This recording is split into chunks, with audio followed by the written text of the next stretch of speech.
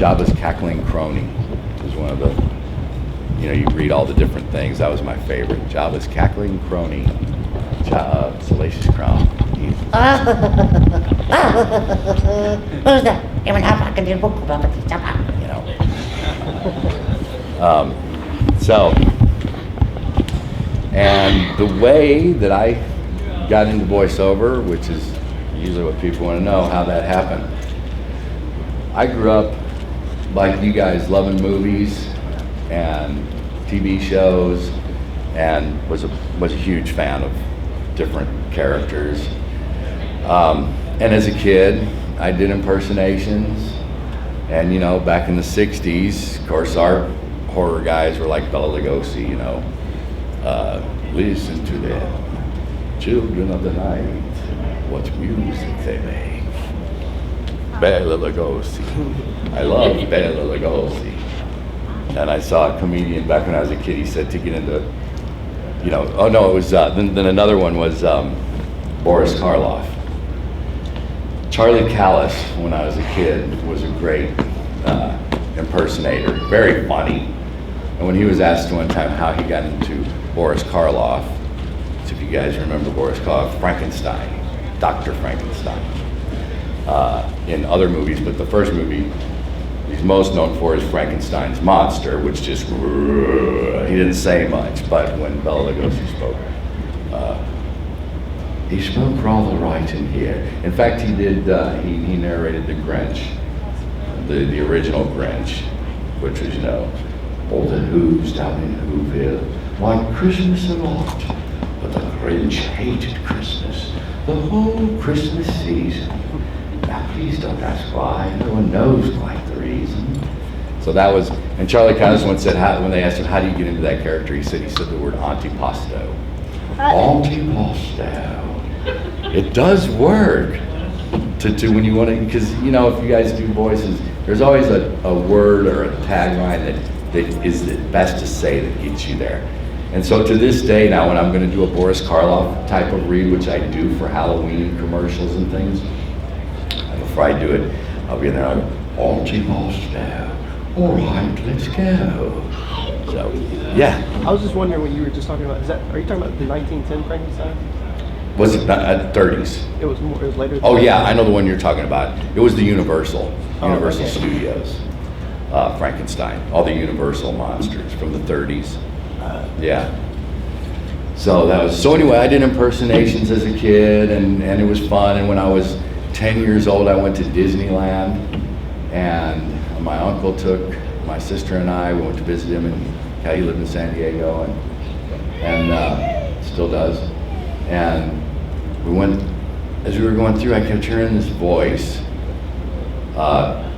Great moments with Mr. Lincoln. At that time, it was just Abraham Lincoln in that exhibit. If you've been to Disney World, Disneyland, now they've got all the presidents, and I heard this wonderful voice that announces Mr. Lincoln, and we went in the Haunted Mansion, and I heard, when hinges creak in doorless chambers, and voices echo down the hall, that is the time when ghosts are present, practicing their ghoulish delight.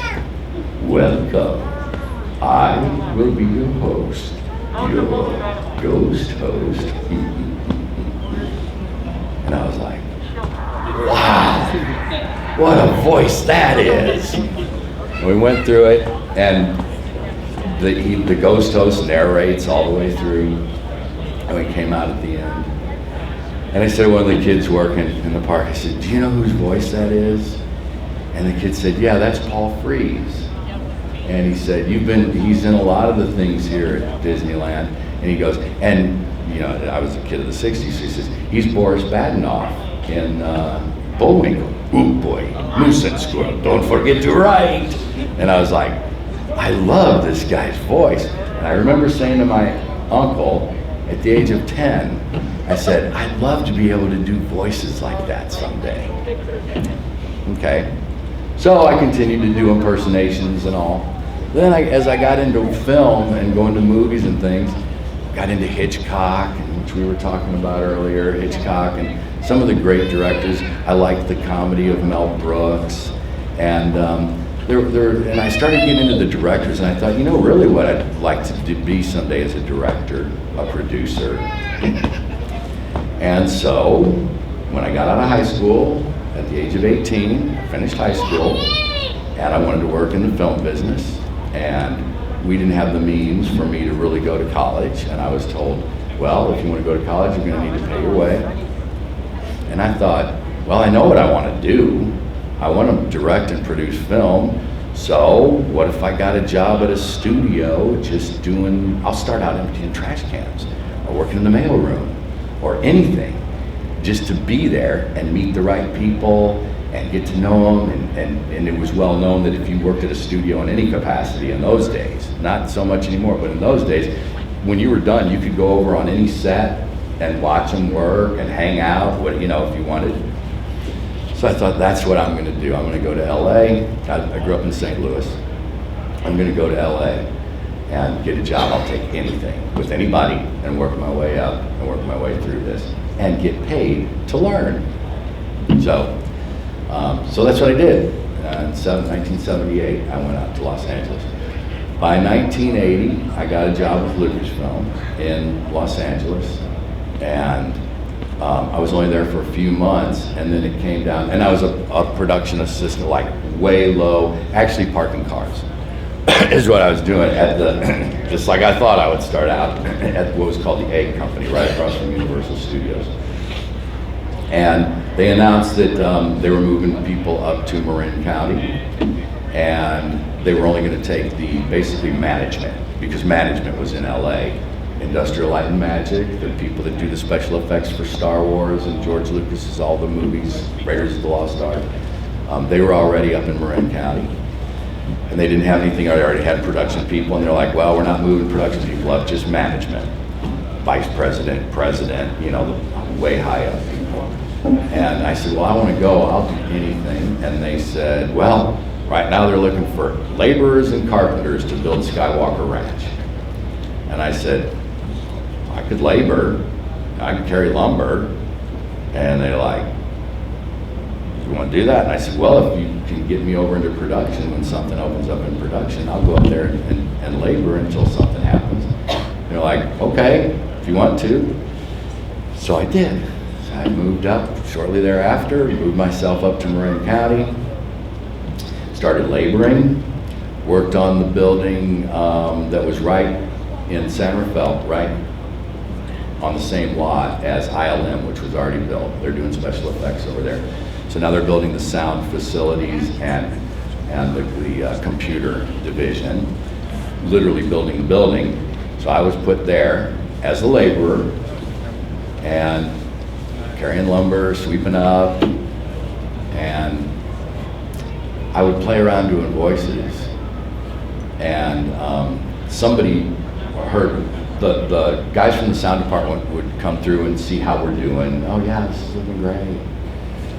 Or oh, this doesn't look right, whatever it was. But, and I was joking around, not even knowing who was near me. Like I said, I would do voices, so I was carrying some lumber and I was doing Popeye. Remember how Popeye, when he walks, and his feet go, so I'm walking along going, Oh, what a cute little baby. so I'm kind of doing a little Popeye. And this guy goes, wow, that's a great Popeye. Can you do other voices? And I said, yeah, I play around with it. Well, he turned out to be one of the sound guys. And I remember he said, do another. And I did another one of my favorites that I don't know if y'all remember. There's a great movie called Cool Hand Luke. So, see, I'm taking you back to my generation. The warden in that is Strother Martin. And he had this great line. And this is what I did for the guy. I went, What we have here is a failure to communicate. and he goes, that's a great Strother Martin. I'm like, thanks. He said, you need to let Ben Burt know that you can do these voices. He's always looking for voices. I was like, okay. So I got, and I saw Ben. I said, hey, Ben, I do impersonations. If you're ever looking for a voice, I'd love to try out. He said, all right, I'll keep it in mind. I'll get a hold of you when I'm looking. Sure enough, a little while later, I get asked to come over and audition for a creature in Star Wars Return of the Jedi. That's what they're in the middle of working on. So this is in like 1983 now. So I've been laboring for a while up there.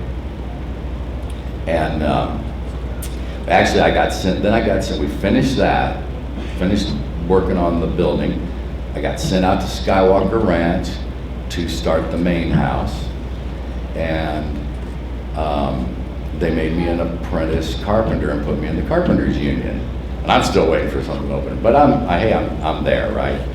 So I get asked to come over, I go over to the studio. Well, it just so happens I walk in, there's Ben, and I said, oh, this turned out beautiful. He's like, oh, that's right, you were a carpenter laborer or something on this building. I said, yeah, I actually built this. So I walk into the studio that I actually carried the lumber to build. Anyway, he says, well, I got a part here for you to try.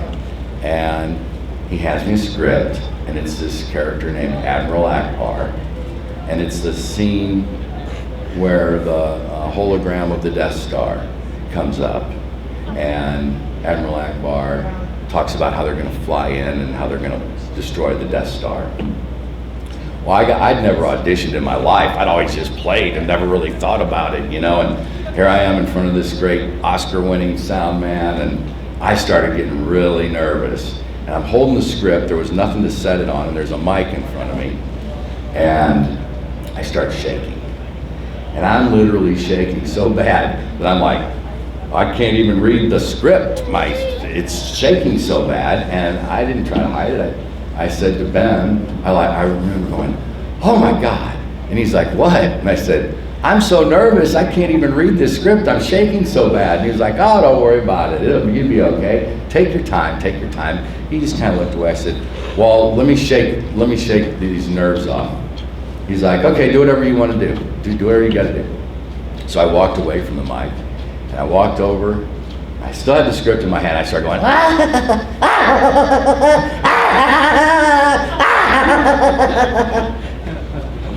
and I went, okay.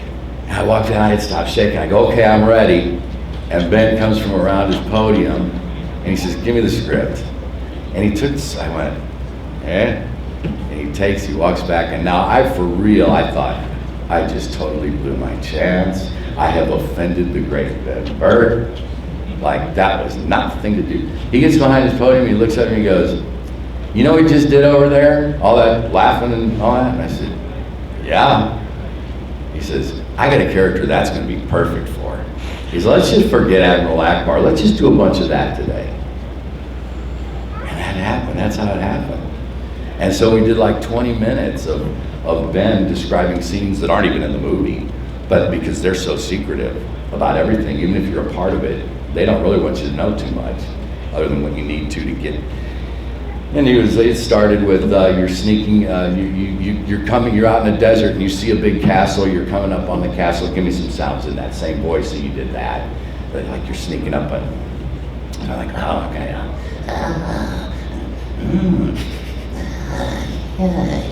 He goes, okay, now you snuck into the castle and you see a piece of cheese. Get the cheese. He says, okay, great. He says, okay, there's a giant, and the giant just woke up, and he's chasing you. Run from him and scream, and I'm like, ah! I'm doing all the gibberish. He says, here you go. Now the giant caught you, and you've got the cheese, and he's got you in his hand, and he just took the cheese out of your hand. Tell the giant in gibberish, give you that cheese back. So I'm great. Well, that's, you know when Salacious Crumb gets zapped in the butt by R2 after eating or pulling out C-3PO's eye, and he goes to the top of the ceiling? So what I'm really saying is, I want that cheese back. That was that part. So and then he said, now give me more laughs, give me more cackles. We probably did 20 minutes of it. And, they found 10 good seconds, and it ended up. So then I go to the screening with all the people in the movie, and we go in San Francisco, and Harrison Ford and Mark Hamill. the whole cast and crew are there for the screening. I still don't know what I've done. I just know these laughs and things are gonna end up in there for something. But we're sitting there, and the first time I'm with a friend, and the first time that Salacious Crumb laughs, I knew it was me, and I went, with all these people around me, I went, "That's me!" It just shocked me. I didn't think, and I was like, "Oh my God!" And now I think I'm surprised Harrison didn't say like, "Yeah, that's me, kid." You know what I mean? I mean, it's like, but that was the first time I realized who I was. And then after the screening, we all get together for a little party, rap party, and Ben Burtt comes up and says, "Do you know who you are?" And I said, "Yeah, I was that little guy cackling with Jabba the Hutt." And he's like, "Yeah, your name is Salacious Crumb. And do you want to meet the guys that made him?" I said, "Yeah, of course." So he takes me over to meet Chris Wallace and Tony McVeigh. And they are the creature makers that Tony McVeigh sculpted Salacious. He's a sculptor. And Chris Wallace made him out of rubber and painted him and made him what he became. And I got to meet those guys, and we became friends, exchanged phone numbers. So we said, let's get together for lunch. So we had lunch, and I remember at lunch saying, wouldn't it be great if in one of the movies they go to a whole planet of salacious crumbs? And they're like, yeah, you know, little self-serving. And I'm like, that'd be awesome. So anyway, so a few months later, after that, I get a phone call from Chris Wallace. Back in the old days, we had an answer machine. I remember coming home, there was a message on my machine. "Hey, Mark, it's Chris Wallace, give me a call." So I called him, and he said, "Hey, we're down here Tony and I are here in LA, and we're working on this movie." He says to me, "Remember at lunch when you said, wouldn't it be great if there was a whole planet of salacious crumbs?" And I said, "Yeah." And he says, "Well, there is, but the planet is Earth, and now they're called gremlins." And I was like, "What are you talking about?" He said, "We're in LA working with Steven Spielberg on this movie called Gremlins. And we were in a meeting today, and Steven asked us, do you know who did the voice for the little guy with Jabba?" And we told him, "Yeah, the little guy with Jabba, his name's Salacious Crumb, Steven." And they said, "And yeah, the guy that did the voice is Mark Dodson." And Steven asked him, "You know how to get a hold of him?" They said, "Yeah, we've got his number. He's up in Marin working for George out at the ranch." And he said, "Well, call him and see if he wants to do the voices for the Gremlins." I go, I can't use the language here because there's kids, but it was basically like, "You are so full of crap. Why are you playing with me? This is one of those pranks, right?" "Yeah, right." And he's like, "No, man, I swear to you, you were asked for. They want you to do these gremlin voices. You want to do it?" And I was like, "Well, yeah, of course." And then was when I said, "But you know, I'm up here working up at the ranch, and I really can't afford to get to LA and put myself up and do all that." And he goes, "Mark, this is a Spielberg movie. They will bring you here. They will put you up. Do you have an agent?" And I said, "No, I don't have an agent." He goes, "You need to get an agent right now because this could be really good, but you need an agent to negotiate this." So I got some names from people of agents to call. I called the first one, Special Artists Agency, Andrea Romano, who became a huge director in animation. Talking to Andrea, and I called and I said, "Hi, my name's Mark Dodson. I'm a voice guy, kinda, and I'm looking for an agent." And she said, "Well, okay, you need to send us a demo." And I said, "Well, I don't have a demo." And she said, "Well, we need to hear a demo so we can see what you can do and whether or not we want to represent you." And I said, "Well, I don't have a demo." "Well, we got to hear something." And I said, "Well, okay, wait a minute, let me explain something. There's a movie that's being done right now. The movie is called Gremlins, and it's a Spielberg movie, and they've requested me to do the voice of the Gremlins." And there's a silence for a few seconds, and she says, "How soon can you be here?" So I said, "Well, I'll be down there in about a week to meet with the sound guy and could I meet with you then? And she said, yeah, that'd be great. Let us know when you're going to be in town as soon as you know exactly. So I went over to Special Artists when I got to LA, signed up with them as an agent, and they started negotiating with Spielberg's legal department and all, and to be the voice of the Gremlins. And that is totally how I got into the voiceover world. And then of course the agent, said, do you want to try out for other things? I said, well, yeah, I'll try out for other stuff. One of the first things they had me try out for was a character for a animated educational film for Disney. It was called Fitness and Me, and it was to go to schools back in those days. And the character was Sir Sloth, and he was a slothy kind of it was a kingdom.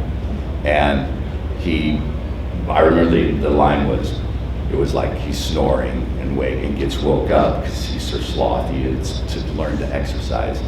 And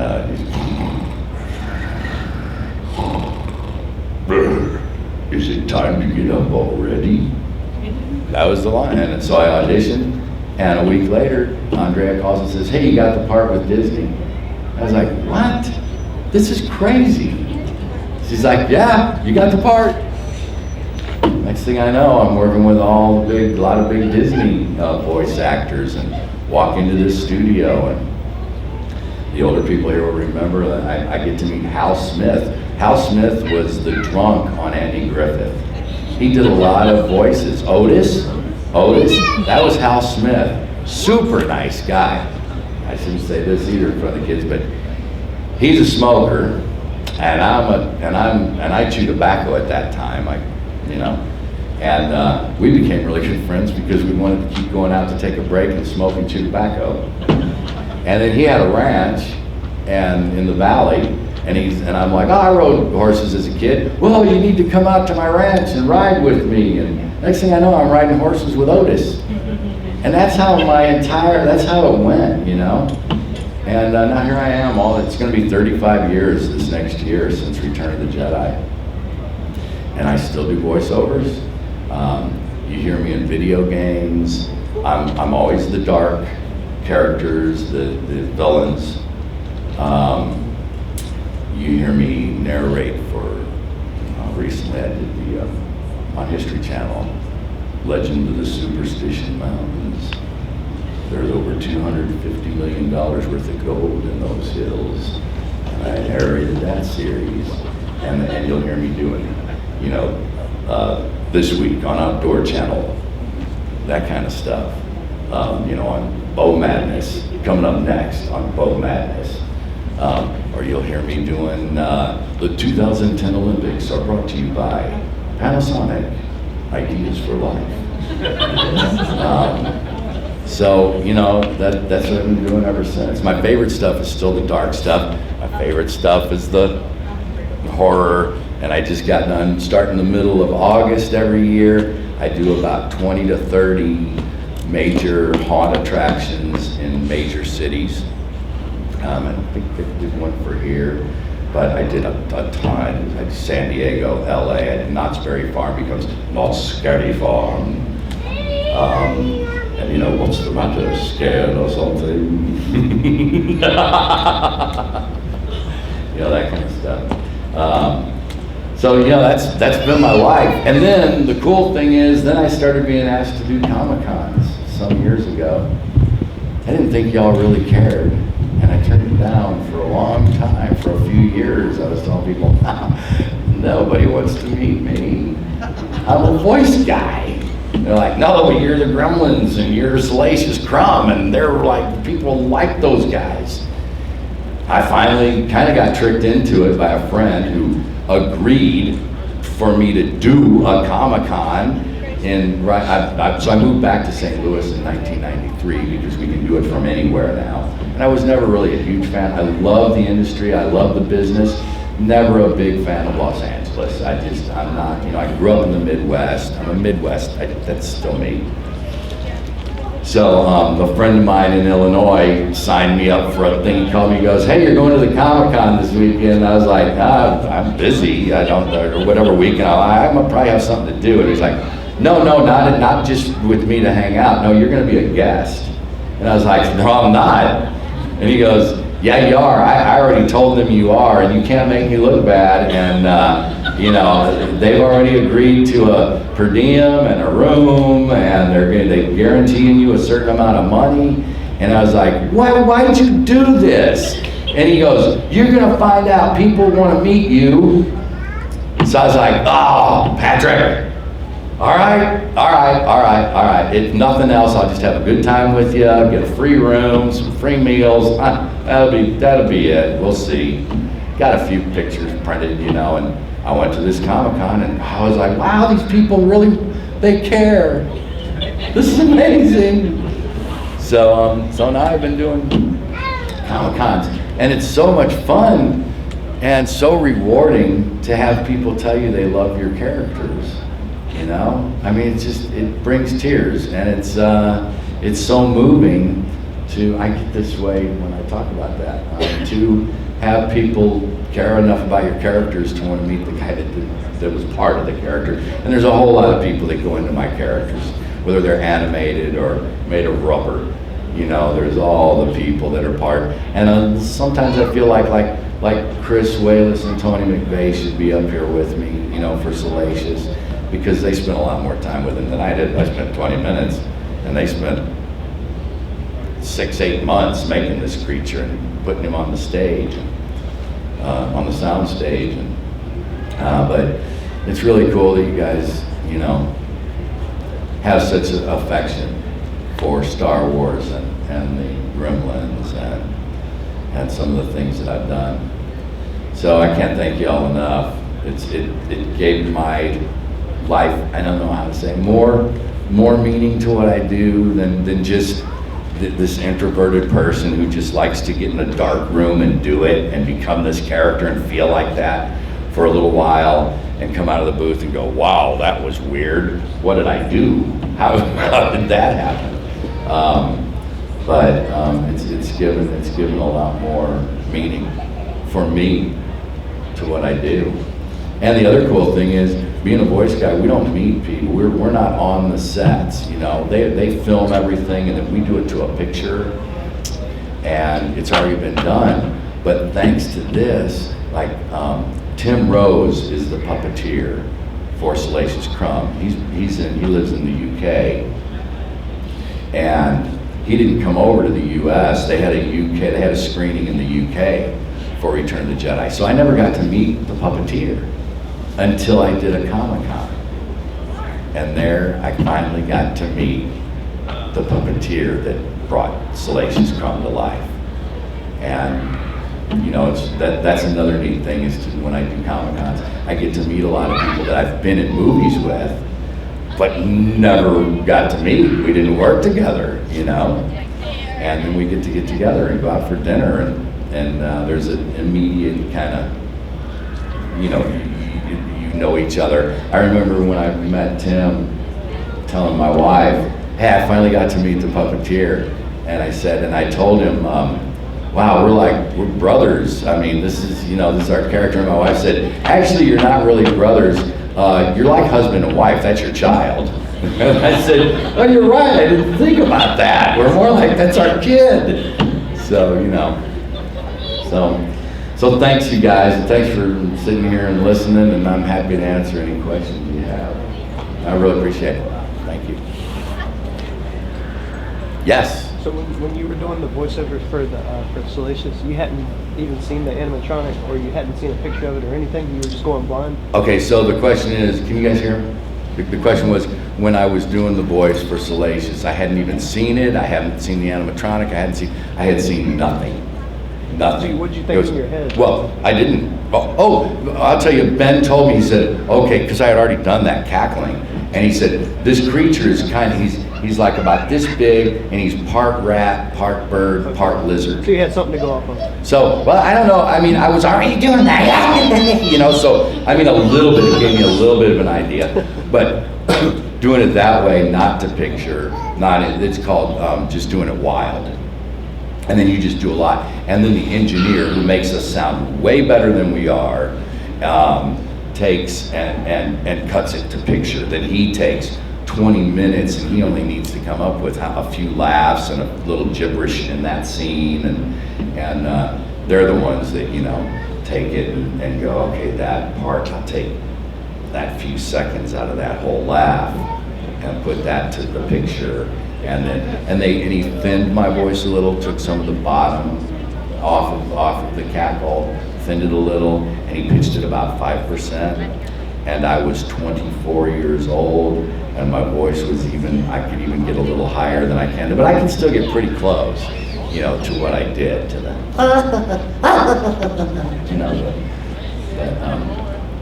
yeah, so it was done wild. I didn't get to see it. Gremlins, we did to picture. You watched it as you did. Gremlins, we did it to picture. You go in on an ADR stage, and there's a big movie screen, just like a movie screen in a theater that you go to. Not quite as big as, well, nowadays, because they're really huge, but it's an old-fashioned size movie screen. And there's just a few rows of seats, and you've got the director, the producer, maybe the writer, you've got the supervising sound engineer on the stage with you. There's a mic hanging, and there's, you watch it, a black and white work print is what's a very black and white, very stark black and white work print. And we do a few seconds of it at a time. We'll look at it together, and they'll say, okay, the gremlin right there, you gotta come up with something for him. And like in the bar scene, there's all these gremlins, so you're going, okay, we're gonna take this 5 seconds right here. See that gremlin? Let's do something with him. And then you just kind of improvise on something like that. And with the gremlins, their mouths only went up and down, so it was pretty much, it was, and cackle, yeah, last.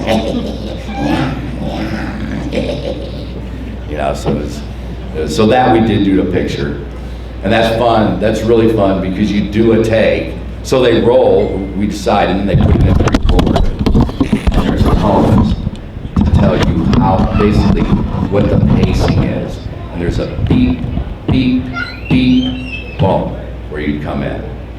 So you're watching it, and all of a sudden you're beep, beep, beep, yum, yum. And you try to make it fit. And then they will play, and if they go, that was a great yum, yum. And then they'll go, let's see if it works, and they'll put it to picture right there while we're there, and play it back, and it'll be, wow, or it'll be, you missed it a little bit, let's do it again, a little faster, and then until it fits, and then okay, let's move on to the next. So you take a 2-hour movie and do 5 seconds at a time. It takes about 5 days to do that many voices. It was a 5-day thing, and Gremlins 2 was 5 days, and then we did foreign versions of Gremlins 2 because they decided the foreign markets wanted it, which they didn't on Gremlins 1. Well, a word that sounds like boom, bang, which is an onomatopoeia. An onomatopoeia is a word that sounds like the word. So bang sounds like a bang, but not in France. In France, I guess the French hear a gun sounds like bong, bong. So I literally, where scenes went bang, bang, we had to go back in and go bong, bong, and it was like different in every language. And they've got a coach there with you to say, here's how you would say that in French. And then they bring in the Russian. But Gremlins 2 was one of the first, I think Gorbachev was the president at the time, was requested Gremlins 2. It was one of the first movies, U.S. movies ever to air in Russia after they went from being the USSR to Soviet to Russia. And so we did German, French, Russian, I don't know, Japanese, it was all these things. And yeah, even those kind of silly words, you would think, well, it's like yum yum, it's a sound effect. Well, no, they would say yum yum different in French. Yum yum, yeah. It's like, okay, hey, that's great with me. It's another week of work, man. Let's do this all year. Let's do let's do like every language. Can we do that? Yeah. So. Go ahead. Did the hi-ho have to be translated? No, that was Gremlins 1. Okay. So, Yeah. Hi-ho. Yeah, that was fun. I got to sing that about, I don't know, 15 times, so they can double it up and go as high as I can. Yeah, hi-ho. Yeah. Oh, and when that scene came on, I'm a big fan, like, you know, like y'all. And we're sitting there, and like I say, they show you a scene, and then, okay, let's do 5 seconds of this scene. We're sitting there, okay, here's the next scene. And all of a sudden, we're in the movie theater, the movie comes up, and the sound was in there for the Seven Dwarfs. They already had that placed. So all of a sudden, the Seven Dwarfs come on the screen, and the one, hi-ho, and then the others start going, and I went, oh my God! And Joe Dante, the director, goes, what? And I said, I'm in a movie with the Seven Dwarfs? He's like, yeah, not only that, but you're gonna sing their song with them. And I was like, this is amazing. And I'm in a movie with the Seven Dwarfs, you guys. I mean, that's unbelievable. And the same thing happened on Gremlins 2 when, I'm big, but I'm also a Christopher Lee fan. Bela Lugosi, Christopher, I love vampire Dracula stuff. When Christopher Lee came up and said, you know, if one of them should kill a child, it'll be the most appalling publicity, you know. And there again, I went, oh, I'm in a movie with Christopher Lee? And he's like, yeah. Like, so it's so fun to be parts of these. I've been really lucky to be in some crazy movies with some crazy stuff. I mean, and some of my childhood, people that I grew up with, that I idolize, you know, for their abilities and the way they moved me, when I see their movies. I've been really lucky. So thanks for the Seven Dwarfs question. Yeah, that was fun. Yeah, that's Huck. Huck. Well, I mean, there's things that I really love. Like I did a character called Professor Ulip, and I really like him. He was fun. Partly, I like the character. It was one of those characters where, oh, I love this guy. I want to be this guy. It's a video game character, a game called Awesome Knots, and they're really fun. Go check out Awesome Knots. Awesome, like astronauts, N-A-U-T-S, Awesome Knots. Check them out. Well, I've done a few for them, but they sent me one that was Professor Ulip. I love The Wizard of Oz. Frank Morgan was the original Wizard of Oz. And Frank Morgan, back where I come from, there are many great men who do many great deeds. Those men are known as good deed doers, yes. Now then, Dorothy, what can I do for you? Pay no attention to the man behind the curtain. The great and powerful Oz has spoken. I love him. I've loved him since I was a kid. They sent me Ulip, and they're like, he's an absent-minded professor. Now remember, I don't know if y'all remember, but the Wizard of Oz was Professor, oh my gosh, Professor, what was his name before she goes into the dream in the Wizard of Oz? Professor Marvel. Very good, Professor Marvel. And so when I saw Professor Ulip, and I saw this, he's a little guy with a mustache and a beard, and well, he kind of looks like I do now, I guess. But when I think about it, I just drew this little up. But I saw him, and I was like, oh, how would Frank Morgan do this guy? So I started doing him, and he's very absent. He's like, now then, yes, where did I put that? I know it's somewhere here. Oh, I can't remember. And so I did him like that, but he's little. So before I sent it back, the audition, I pitched him up just a little bit, so that it's like Frank Morgan with just as a little Frank Morgan. And it sounded really cute. You don't know till you play it, right? And I'm like, I did a bunch of lines, and then I went in and I pitched it up like 10%, and I heard it, and I was like, what a cute little Frank Morgan. I'm sending this, and I got the part. So that was one that I loved, because and he had a lot, like, I don't know, I think he had about 800 lines. Which is way more than a movie. These video games, you have every possibility, you know. So I mean, I can win or I can lose. I can, you know, all the things that can happen. So wow, I recently did one that had 4,000 lines. I'm the wizard in a game that's coming out soon. And yes, I tell the entire story, you know, and it's like, welcome to the chronolith. This tower is my home, you know, and he's this type of a voice, and he's supposed to be an old wizard.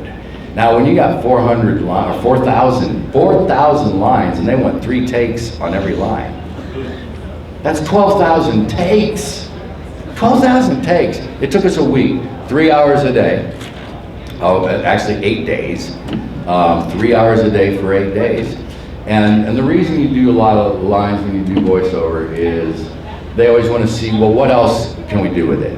Or let's get more energy. So if it's, you know, welcome to, as a wizard, you know, and it's like, be gone! And they go, great. And they're directing over Skype. I do this in my home studio. They go, give us a bigger one. Be gone! Okay, give us one even bigger. Be gone! You do that for 3 hours nonstop, and they tell you, tell us when you need to stop. A character like that, I'm around 3 to 4 hours, I'm like, y'all, I gotta rest. And I will literally get out of that booth, and have to take about a 2-hour nap. I mean, it really is, you know, well, I become the character. Doing voices isn't doing voices, it's becoming a character. So, you know, when you're putting your body in it, you've got to move, and and you work up a sweat, almost like being a carpenter. I mean, it's almost to that point, only it's not quite as hot out, and, you know, but not as hard on the rest of your body, but it is hard on this. And so, you know, that's what it is to do those video games. So, but, Huck, my favorite character of all is Salacious Crumb, because it gave me this. It gave me everything. It led to everything. And because the fans love him so much. And I love that scene in Return of the Jedi, the whole Jabba's palace, that whole is such an iconic scene of Star Wars. And I love Salacious. I just think he's such a cool little guy, and I like his backstory. Like he's sadistic. He likes to see people, because they give us the backstory later. It's like, yeah, he's sadistic. He likes to see people get hurt. That's what makes him laugh. Well, I'm a big Three Stooges fan. So I'm like, well, that's me. I love slapstick comedy. I don't really want to see people hurt. But I grew up on the Three Stooges. So I thought, okay, well then Salacious Crumb's favorite actor would probably be Moe or Larry or Curly. You know, right? He likes slapstick. But I love Salacious. I don't know. He gave me an entire career and a pretty good life. And he's very close to my heart. Very close. And it was the years that I was with Lucasfilm, because I was with them for almost 4 full years. So I have beautiful memories. George Lucas is the best man I ever worked for. Nobody has ever been treated so good by a boss. I mean, we got incredible bonuses. Even the Carpenters got big bonuses at Christmas, personal Christmas presents from George at Christmas. They made the Carpenters feel like they were part of the production, you know. Never been such a great guy in Marin County. It's a beautiful place to live. I had a great life in Marin. I had a horse I rode in the evenings, and it was a great life. So Salacious Crumb is all part of that. You know, it's all part of that for me. Great question, thank you. Somebody had their hand up. Bye.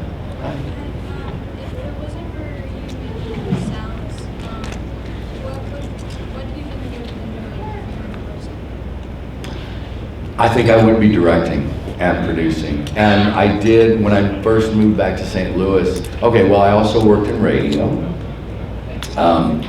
When I went back to LA from Marin County, I ended up friends with Smurfette, which was the voice of Lucille Bliss, or at least Lucille Bliss was the voice of Smurfette. She goes all the way back to one of the Wicked stepsisters in Cinderella. She's a really nice lady. We became real good friends. So I did end up producing and directing because she had a friend that worked for Dick Clark at Unistar Radio Networks, which Dick Clark owned. And I was like, I need to do something in between these voiceovers. I got to have more money coming in than this. I'm just getting started. She's like, I got a friend over at Unistar Radio. They're always looking for radio voices. You got a good one. Why don't you give him a call? And I called this guy up, and he's like, yeah, they're looking for somebody right now.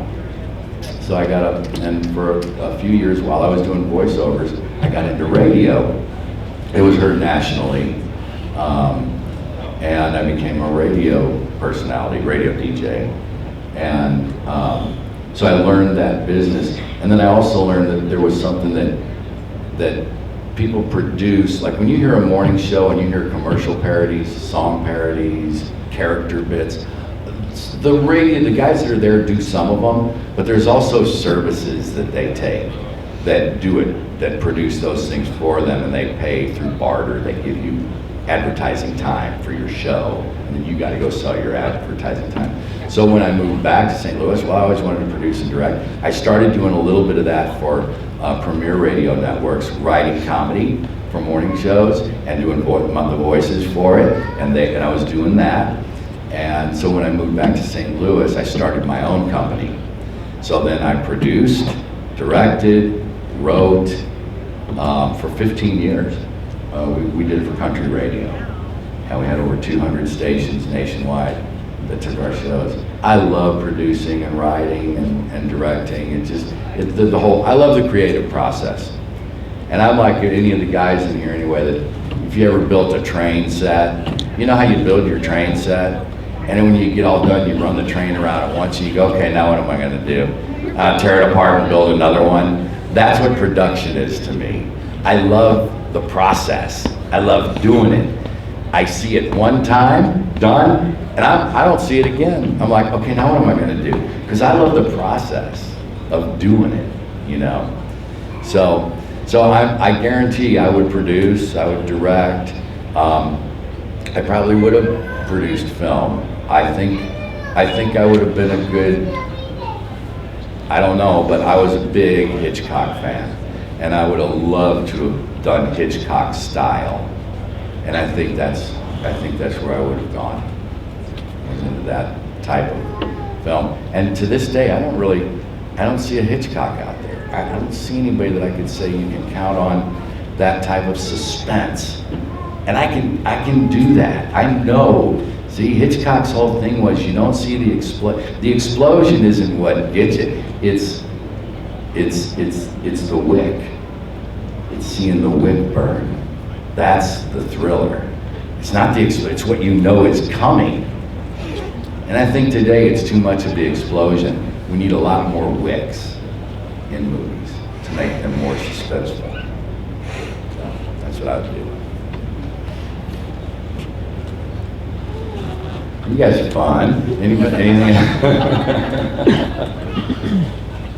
I guess you like the old Twilight Zone stuff? I love the Twilight Zone stuff. Imagine if you will. Yes. Imagine if you will. Rod Serling. Love it. Love it. That's what I watch. I watch Me TV. You guys know Me TV? Yeah, I'm still watching.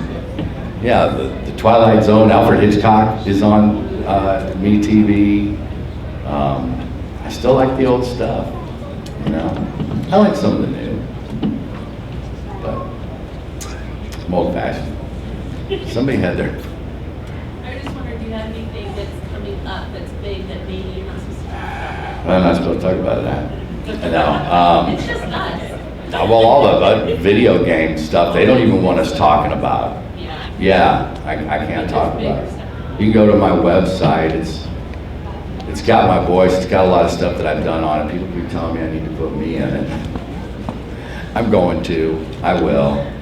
But if you go there, there's a lot of videos you can play, and you can see some fairly recent stuff. I just did some Clash Royale, which is a game that they do really well. Just did some commercial Halloween stuff. Did the Goblin game for them last year. The Goblin game. You know, it's like introducing the Goblin game. And like, you got it. I did the Goblin gang and the announcer. You know, this type of voice, there you go. But Yeah, what I just did, right before I came, I had to get a spot done for the game called Rive. That's coming to Nintendo. What is it? Nintendo Switch. All right, we got one there. It's coming to Nintendo Switch. It's called Rive. I am the voice of Roughshot. Roughshot's like this. He got a bad attitude. And, bad Roughshot's here. Get out of the way. And he talks like this. And he's really just got a bad attitude. And, but of course he's shooting at stuff and he's in space. And then his sidekick is DLL, which is Daryl Lloyd Lancaster. And he talks like this. And they don't like each other at all. Well, hello, sir, with a bad attitude. Hey, watch it there. What are you talking about? So I just got a thing from Nintendo saying, Rive is going to Nintendo. Sonic Picnic is who I do it with. Sonic Picnic got hold of me. We need this commercial, and they want Roughshot. They want this guy to do the commercials for the promos. You know, it's like Rive Ultimate Edition coming soon to Nintendo Switch. You know, and there was a page of those lines. So that's coming soon, and so I'm the 2 lead characters, and I just did because it's going to Nintendo. And they needed it by Friday, and I was like, well, I'm leaving town Friday morning, and they contacted me on Wednesday, and I said, I gotta be at a Comic Con, which I work with them a lot, so they understood that. I said, so you better get it to me, give me the final, because they sent me a temp script to just do a few of the things. Yeah, that's how they're gonna want it. I said, you better get it to me fast. If you need it by Friday, I'll do it Thursday morning, and then I'm busy all day Thursday, or I could do it late Thursday night. So before I came here Friday, Thursday night, I was working until about 10:30, doing Roughshot, talking about this upcoming game. So that's coming. Rive, R-I-V-E. I don't know, and then there's so much, right now, all the haunted attractions, I'm voices in the attractions, and I'm the voice of the announcer commercials, the commercials. I do stuff every week. You lose track. You do. And it's like, and because we don't have to memorize our lines. So you go in, you do it, and then you're on to the next thing, just like the train set. Okay, that's done, now what can I build? You know, what we got now, and you audition, and we gotta go. Thank you so much, Mark Dodson. All right, thank you, everybody. That's for you. Thank you guys for coming here. May the force be with you.